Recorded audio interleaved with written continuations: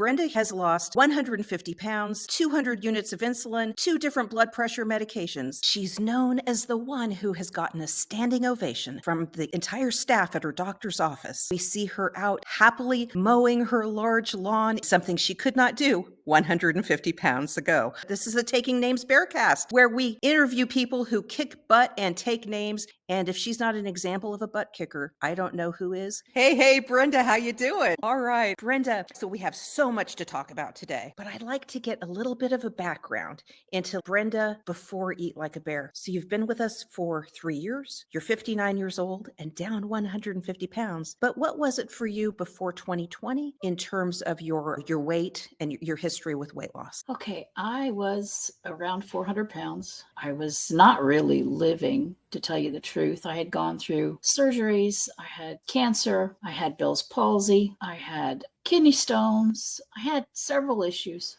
I was preparing to die. I would even think, I'd wake up and I'd think, I got to clean this room because if I die, I don't want my kids to have to do it. I could barely walk. It was just not living, it was existing. To spend time with my grandchildren, I would sit in my chair and do crafts with them, but I couldn't go out and do things with them. So before a bear, it was pretty morose.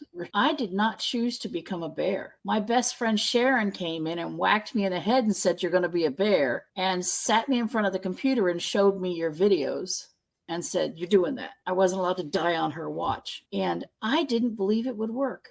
I really didn't. It made her so happy that I said, "Okay, fine. Okay, I'll be a bear." Then the NSVs started happening, the non-scale victories. And oh my gosh, then I got addicted. It was like amazing to go from barely existing, never leaving the house, to having a life. Oh my God, I have a life now, and instead of sitting and watching my kids do things, I can go out and do things with them. Brenda, the non-scale victories when you start at around 400 pounds must have just been coming all the time. What were some of the first ones that you remember, and what were some of the biggest ones? I remember putting on my own socks. I remember cutting my own toenails. I was putting on my socks, and my grandson said, "When did you learn to do that?" Because up until then, they had always put my socks on for me. The exciting one was also being able to tie my own shoes in the middle. First, I was able to put them on, then I was able to tie them, and now I can tie them in the middle. And so I always make sure to tie them in the middle. Gee whiz, wiping my own bottom.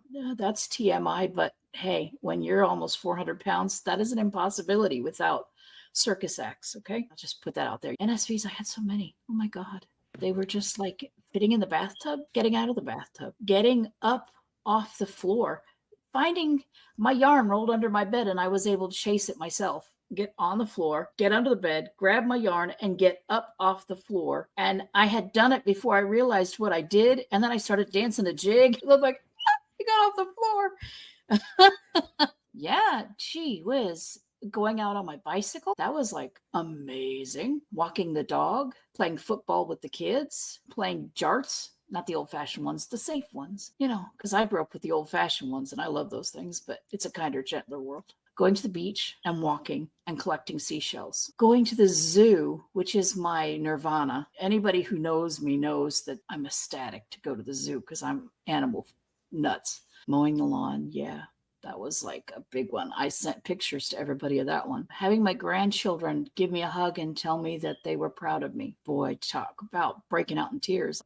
It was like a constant, never-ending cycle, because when you're at a very heavy weight coming from nothing, every single thing is like amazing. The other day, I was laying in the tub on my belly, and the water was hitting my back, and I went, "There's water on my back." Well, and frankly, being able to fit in that tub, right?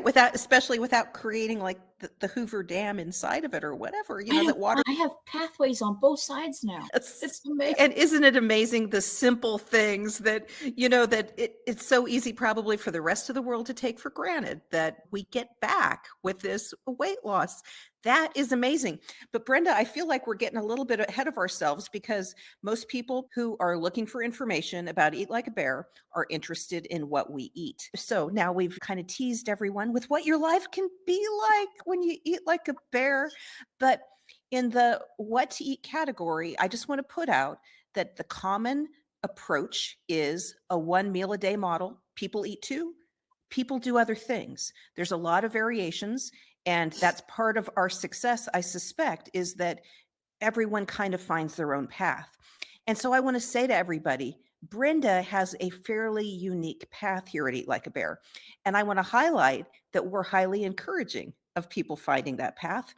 And I'd like to hear more about Brenda's specific path because she has specific reasons that she and her doctor have kind of identified and that they're doing. Because again, let me point out, Brenda is the one whose doctor's office gave her a standing ovation. We need to hear about that. And then what you've done specifically to lose the weight in terms of your eating. All right. I started off with a 13-day fast, and that was to clear out my system of the carbs and everything, and also to help my mental acuity. And then I went to 1 meal a day, big bowl of lettuce with oil and vinegar and jalapenos. And let me interject here to clarify. When Brenda says a 13-day fast, Brenda means not eating anything for 13 days. This is why her path is so radical.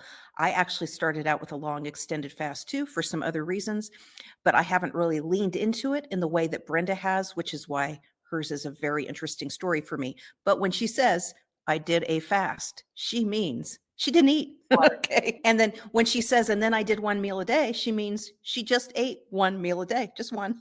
All right.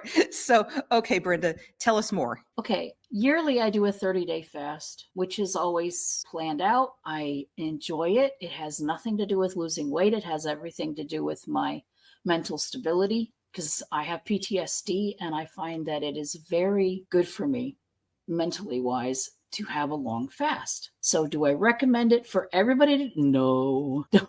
Don't do it, Brenda, unless your doctor's on board. My doctor calls me every Monday when I'm on a long fast. She wants all my numbers. I have to give her my blood sugar. I have to give her my blood pressure, my weight for the day. Everything is completely monitored, completely. My fasting has changed from water only to using electrolytes, which makes the fast so much easier. You cannot imagine how much easier it makes the fast. I plan on fasting by setting myself up for success. I buy books I want to read really bad. I get bath bombs. I get a facial mask because I'm not spending money that month on food.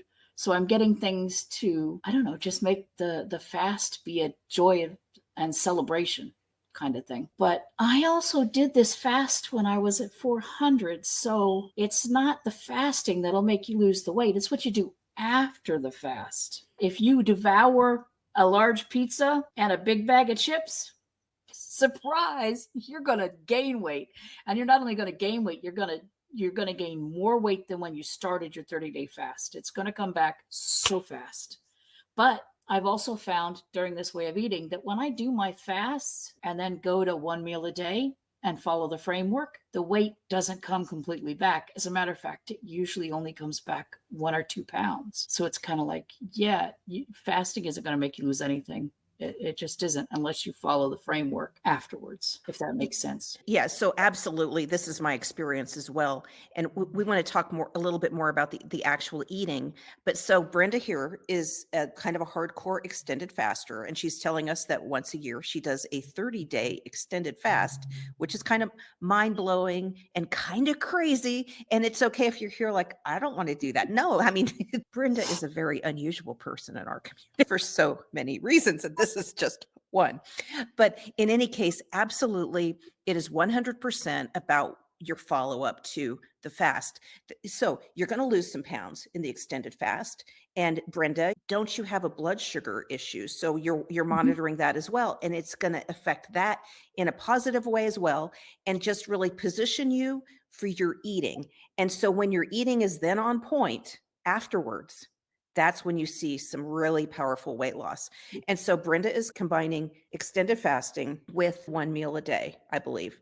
Okay, so Brenda, tell us a little bit about then what your meal tends to look like when you do. So there's breaking the fast and you're doing broth and stuff, but when you're back into your regular eating, and maybe tell us about this past month where your doctor required you to eat every single day, what you ate and how that worked for weight loss. All right. I usually just take romaine lettuce, chop that sucker up, put it in there, oil and vinegar, salt and pepper. And then if I'm feeling fancy, I dehydrate some zucchini and throw that on there. I don't do that very often, but zucchini season comes around and you just got to have some zucchini chips on your salad. I had to, in the beginning, I used cheese, and I have eliminated cheese because I am a cheese addict. So yeah, I can put a real harm to cheese, let me tell you. Jalapenos make me fuller longer, and I like spice. And I have started adding hot sauce to my salad also because it just makes it taste better. And that's once a day. That's it. That's once a day.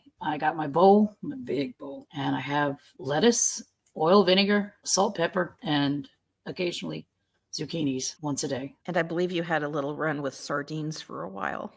I wasn't going to mention them because everybody makes fun of my sardine. Do you use those as a protein on top of your salads? I use them all the time. Okay. Okay. And so do your salads typically have some kind of protein as well? Yes, they do.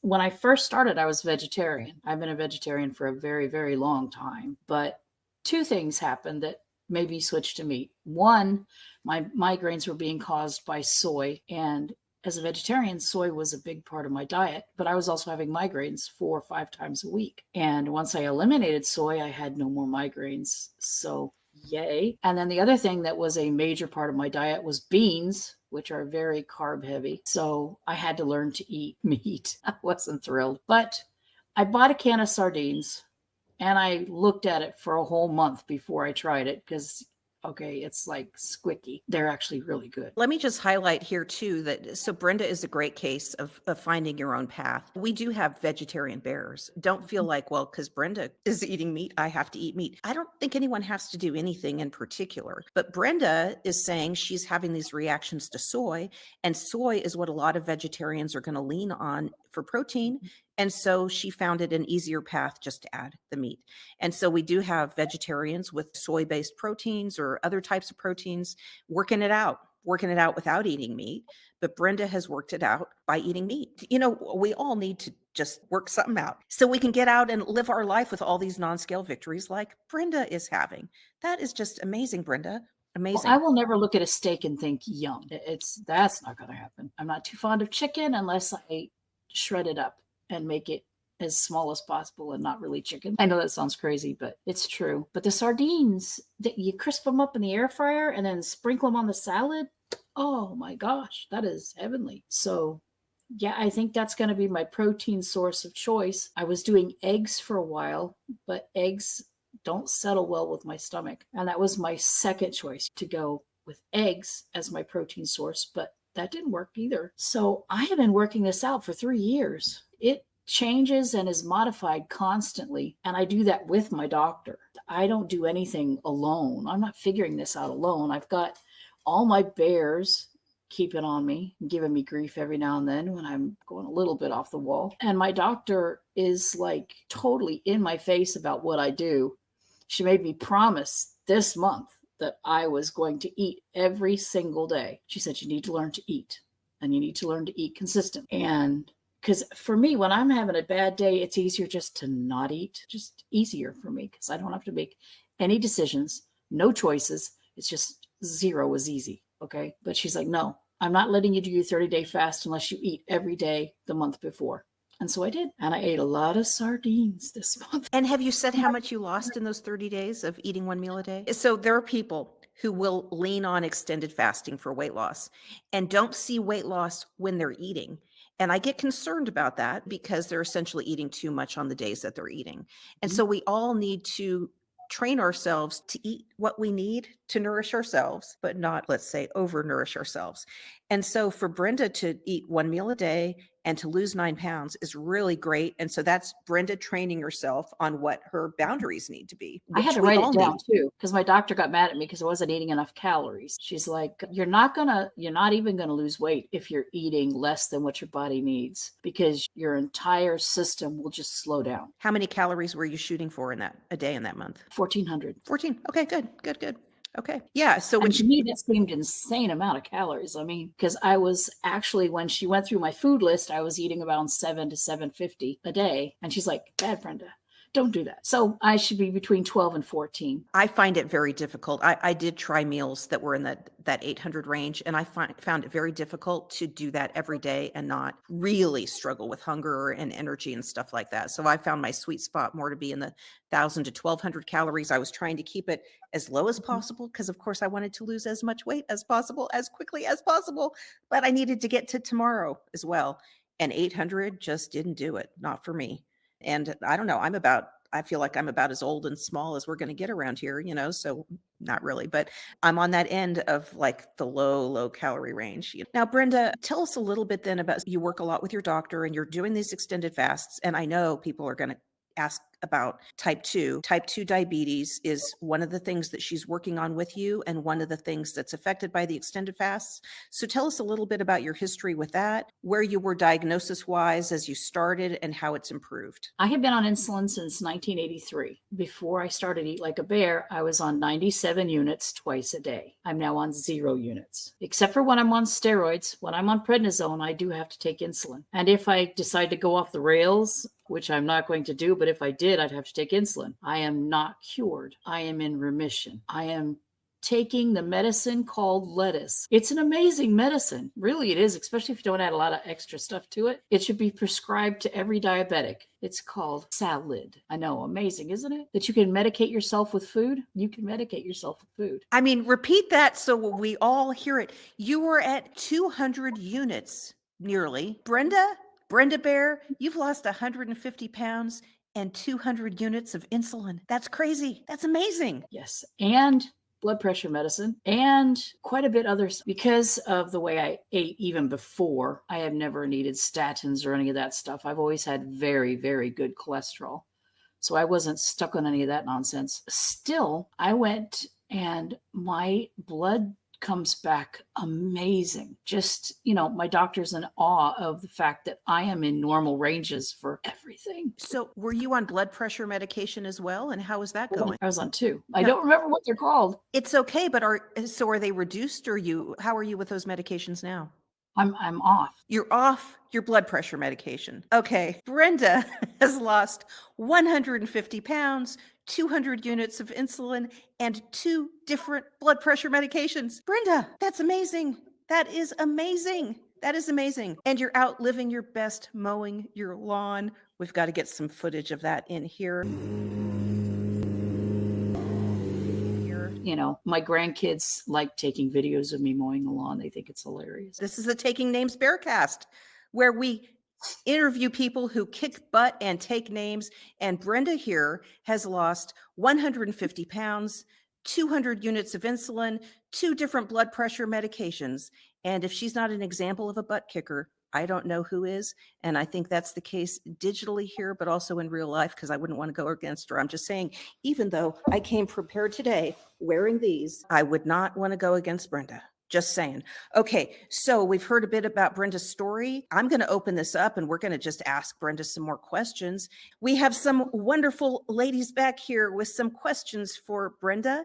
I'm going to bring on Jackie Pick, one of our other butt kickers. Okay, here we go. Hey, Jackie, Hi, how you doing today? doing really great. Hi, Brenda. Take it away, ladies. Brenda, hi. I just want to say you're very, very much an inspiration for me and for so many of us bears in Eat Like a Bear because the things that you've accomplished, I think through sheer willpower are amazing. And I have 2 questions for you. So I know you live with family and including grandchildren. And I'd like to ask you because I have grandchildren and it's a problem for me when they come to visit because they eat differently than I do. So I'd like to ask you how you handle food when you're living with grandchildren or other people and, how that works for you on this program. Okay, well, one set me up with my own refrigerator, and I have my own area for food, so I can go around and go, not my food. The other thing that's kind of important for me is the fact that I cook for them and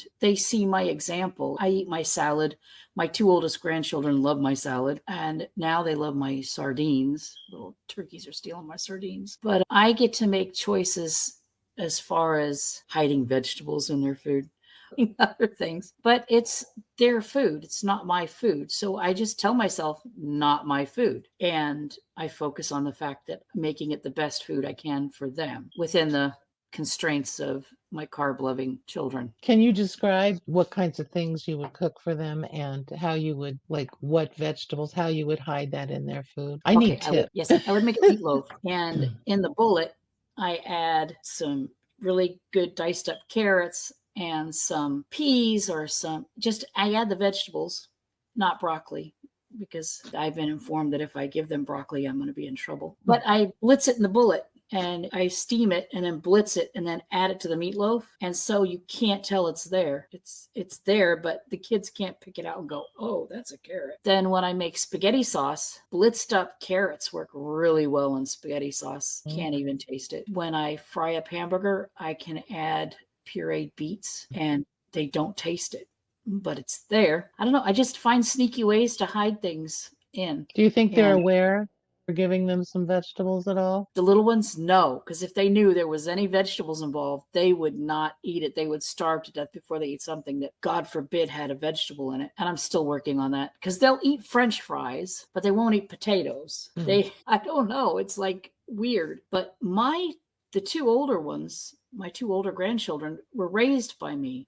So they're used to eating vegetables. They're used to eating fresh food. To them, Chef Boyardee is anathema, ew. So we're having a melding of them in the middle, what they find acceptable and what my grandkids that I raised find acceptable. And yeah, I'm adjusting just to the way they are because they're not my kids. They're my grandkids, and the parental units have the choice to say no, hence being sneaky every now and then. And do you get tempted by their food as you're cooking it or cleaning up or whatever? In the beginning, yeah. Oh my goodness. Yeah. The Cheetos in the cabinet spoke to me. They sang my name. It gets easier the more distance. We learned that before, time and distance. The distance from indulging makes it easier to say no as time goes on. And then if I have a list of what I'm making them each week. So I know if I'm making them tacos, then I will make taco meat for my salad so that I am engaging in the same thing. So I had my tacos, which, by the way, my taco salad tastes way better than their tacos because mine has salad. Then I'm engaging in the same food. So why would I want theirs? I have mine and mine's better. Are they starting to want your food more? My older two are. The younger Yeah. two, no. I just have one other question for you, Brenda. What are your goals for the future? To be as active in my children and grandchildren's life as I humanly possibly can be. To not have weight stop me from doing something that I want to do. I want to go skydiving. I want to go ziplining. I want to do things that at a healthy weight, I can do those things. Also, I want to meet my great grandchildren. My grandson, when I first started losing, it broke my heart. He said, I really am happy that you're getting healthier because I want you to meet my children. And oh my God, I was a revelation. And I realized how selfish I was by eating the way I was before because I was stealing memories from my grandchildren. I was stealing life experiences from them. How do I want them to remember me? I want them to remember me out there being a badass. I don't want them to remember me as the lady in the corner in the chair. They couldn't even fit on my lap because my lap was all belly. They had to sit on top of my belly. And now I have a lap. I like having a lap. Now they're too big to sit on my lap because they're teenagers, but I'm a very fortunate grandparent because I have teenage grandchildren who still love hugs and kisses and they still like being tucked in and they still like me telling them my crazy stories. So yeah, I want to live long enough to do that with my great grandkids. That's really cool. Well, thank you. Thank you so much, Brenda. You're welcome. It's just amazing what you've done. Thank you, Jackie. Is everyone else excited about Brenda's goal of just her grandkids remembering her as a badass? I love it. I love it. Thanks so much, Jackie. And next up, we have Ellen. Good morning, Ellen. Thank you for coming today, and I'm going to leave you two to it. First of all, Brenda, I just love you to pieces. I love your sense of humor and your uniqueness, your quirkiness, your love, your warmth, your honesty, your trust. And you are quite an inspiration. I have a also difficult time when other people are in my house, feeding everybody and not feeding myself the same way. So you have been an inspiration that way. You're my wild and crazy soul sister. because I'm a wild child too, although you actually jumped the trains. My attempt failed and I didn't try again. I just got knees full of gravel. But I love your stories about that. I'm looking forward to both of us kayaking and skydiving and zip lining and horseback riding and twirling and all the things that we're going to do when we get where we're going. It'll be so much fun. It is going to be so much fun. And it's been a great journey too. I just wanted to tell you how much I admire you and respect you and love you. I love you too. How I can about- tell you that how you I feel? to Klamath Falls, Oregon, hopping freight trains. That's amazing. It really is. So that was insanity. I do not recommend it. This is kind of like the don't do as Brenda does on most things. But we have so much in common. Motorcycles and lots of things in the past that we probably don't do so much anymore. But we will do. I love that you're practicing getting in and out of your kayak. How's that going? Getting in and out of the kayak. With my arm, it's not going as good as it was, but I've got a brace now and I'm working on it again. So they call it golfer's elbow or whatever. It's actually crocheting elbow is what it is. Elbow, I think they call it too. Yeah. But it's crochet. Oh, okay. So, yep, I'm trying to finish up this poor giraffe. Poor thing. Are you still working on the giraffe? Oh. He only has 3 legs. Yeah, but you gotta take it easy and let it heal. I'm going to interrupt this discussion because everyone's like, what are you all talking about? And so we have the Project Hub in the Deep Den where people work on crafts, or sometimes I actually try to clean my house. And so that's what they're talking about. So I'm going to just jump in and interrupt it. And, so we're all talking about the eclipse in April. So we have a community-wide big goal. We're focused on that. And so that was some of the reference too. We're getting together and we're going to go be awesome. And that is the beginning of our meetups, not the end. So I hope it becomes our specialty here at Eat Like a Bear. Okay, thanks so much, Ellen. Hey, Teresa. Hello. How Hi. are you? I'll leave you guys to it. Hi, Brenda. I think we both started in 2020. I don't know if it was about the same time, but back then there was just Facebook. And I remember I would see your posts in the Ursa Major group, which is for people who were larger than maybe the average bear, which I fell in that group too. So my question is going to be about that, but I also wanted to mention a couple of things. I'm going to be like the others and say, Brenda's so great. So here we go. I remember when you mailed me, I think it was a birthday card, and I thought, oh my gosh, this random person on the internet is so kind who sent me a birthday card. And so I just want to say thank you for how kind you are to everybody, because that's great. But the other thing that I found is if I'm having some of that, what some people call stinking thinking, oh, I want to eat this or I want to do that. Sometimes, actually, if you comment, your comment is always, no, just don't do that. Why would you do that? I mean, that's not really the exact words you use, but it always comes across as just so matter of fact. Why would you even think of doing that? This is the way it works, and just do what works. And so I always appreciate your frankness and giving us the tough love sometimes. I said I call it my total lack of filter. That's what we need. A lot of us is that we don't always need the person to say, oh, give yourself some grace and it's okay. We sometimes need the person to say, look, just do the thing so you can move past it. And I think that's very helpful. So I'm going to go back to something that Amanda was touching on earlier, which is that your journey is not quite the same. I haven't done an extended fast that goes more than 2 days, and I only did that like once. And so the fact that you can fast for such a long period of time is amazing. But then also to hear that you ate for a month and lost 9 pounds. Well, so that tells me you don't have to do the extended fasting. But the question I have is, I want to bring a message, if I can get it, to people who are in the high 300s or in the low 400s, and they might see this video and say, well, I need to do what Brenda did. Therefore, I need to do these big long fasts and I need to eat sardines. And I know what you're going to say, but I want to hear it from your mouth because it's going to be the good words. What's the message to those folks who see this and say, oh, I can't do that? No, you need to find your own groove. There's 150 bears who've lost 100 pounds just eating 1 meal a day. You don't have to do what I do. I don't even fast to lose weight. I fast for mental health. There's a difference. There really is a difference. I did not lose weight before when I was fasting because I ate almost entirely organic food. My big sweet is sweet potato. I could take out a dozen of those daggum things and I made them just boiled with nothing on them. No butter, no nothing, just sweet potatoes. And can you reach 400 pounds eating that many sweet potatoes? Oh, heck yeah, you can. I made homemade bread almost constantly. And yeah, you can get 400 pounds on that too. And giving it up was hard. Giving it up was hard. It was part of my identity. I was baker grandma. I was fresh bread in the oven grandma. I was homemade pasta grandma. But guess what? That grandma could not do jack diddly with her kids. So I had to balance it. I can't eat this way, but then I can't do what I want to do. So Oh, I agree completely. I just had this thought because you see all these recipes online for here's this kind of bread that's keto and it's low carb. And some of that I look at and it requires a whole lot of effort. And if I was a baker, maybe, have you been tempted to try some of that stuff? all right, I did keto, one meal a day for for quite a while, probably, I don't know, 7 or 8 months. And I didn't lose jack diddly, not jack diddly. And I said, okay, that's it. I'm going back on my salad. And it was too much trouble. Oh my goodness. Those keto meals are a pain in the butt.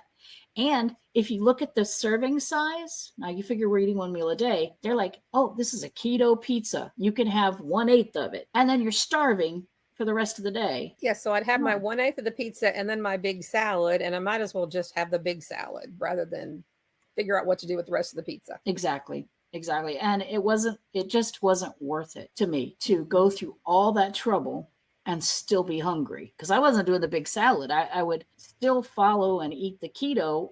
And then I would say, okay, well, I've met my calorie requirements. And then I would stop eating and I would be starving. And you'd say, well, wait, you fast all the time.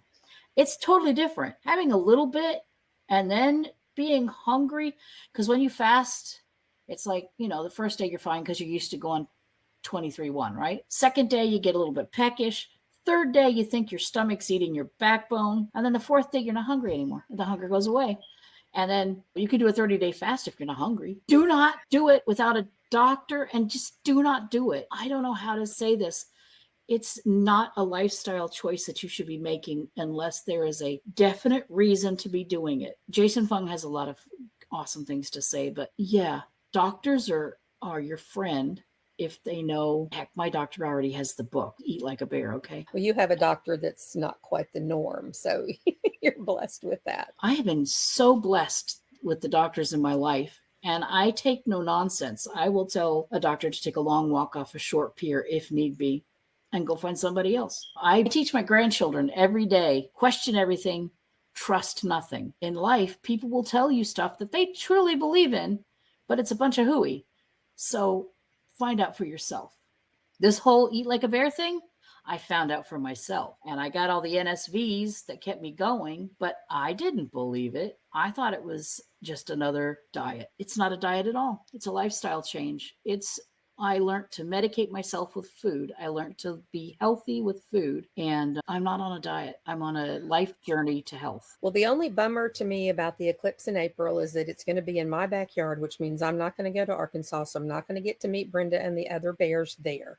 However, my company is on the east coast of Florida, and I know sometime next year I will be on the east coast of Florida, and we may go to the zoo together. Yeah. I'll let you Yeah, know I when keep I'm telling there. the bears to move to Florida. I'm like, everybody come to Florida. I would love that. And I'll pop back in on this to say it is the beginning and not the end of our meetup. So I'm really excited about that. Mhm. And I think we need to talk about having a meetup in Texas right before we're all, running into Arkansas there, the Blue Bonnets and all that, Teresa. Thanks so much, Teresa. How you doing today, Georgia? I am doing magnificent.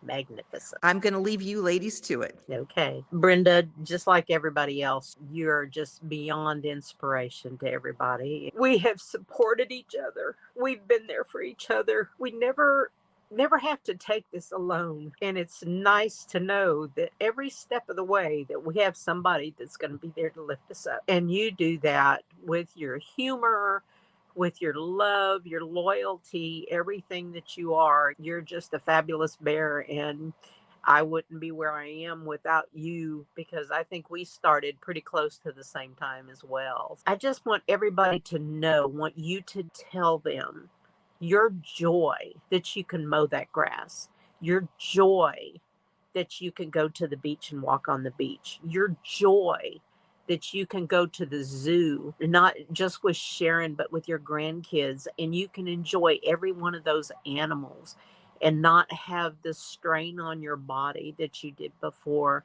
I think everybody needs to know just that exuberance that you have because of all of that. Well, that's true. I am living life. I am enjoying living life. And anybody who thinks that it's the end, it's not the end. It's not the end. You may think it's the end, but it's not the end. And I look at Georgia. Georgia's kicking butt and taking names. I adore you. I just want you to know I adore you. And we're wearing the same shirt. Look at this. We match. Yeah.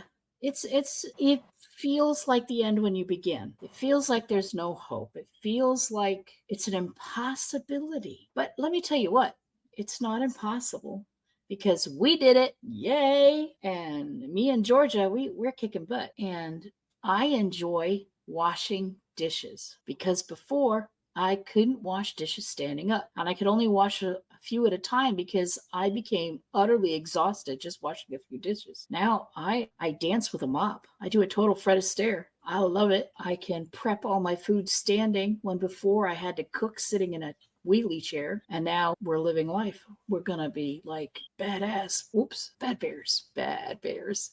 I said I wasn't gonna swear. You're doing a good job. You're doing an outstanding job with your filter today. So, That thing, I don't have a swear jar, or I would be even more broke. well, you are just one of the inspirational stories that it's a true testimony to what the possibilities are of Eat Like a Bear. It works if you work it, and you have to trust the process. It's people want it overnight. It's not going to happen overnight. You have to take it day by day, step by step. Don't be derailed by a setback. You just keep going. Always keep going. And we're the epitome of that. No matter what, we keep going. Medicine, family events, anything like that, you keep going. That's what makes it so great, is you have that opportunity to kick right back in. You're phenomenal. And we love you with or without filters. We love you to pieces. And that's about all you can say about Miss Brenda Sunshine Bear. I adore you. I thought I better get back in here before y'all remove more filters around there. Oh my goodness. So we have two of the greatest butt kickers of Eat Like a Bear right here on stage together. On stage together. We'll see you around Bearland, Georgia. Have a good one. And I welcome to the stage here Anna Sewell with some questions for Brenda. Good morning, Anna. I am going to leave you two to it. Hello, Brenda. Oh my gosh. Well, you are magnificent. You're crazy, wild, extravagant, not really extraness. I just think that with a personality like that, for when you have overcome multiple things that would take out somebody and you're still here and you do things the way you have to do them. And I love that. And I know we've talked about all the changes you've had, like with meds and your health and with your mobility. You couldn't walk, really. You couldn't do a lot of stuff. And now you can do so much stuff.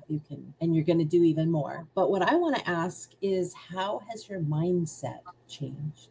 Just about life and maybe about how you feel about yourself. I am way more optimistic now. My mindset is embrace the day. I like getting up and just before I even get out of my bed, just tell myself things like, today's going to be a good day. Today's going to be awesome.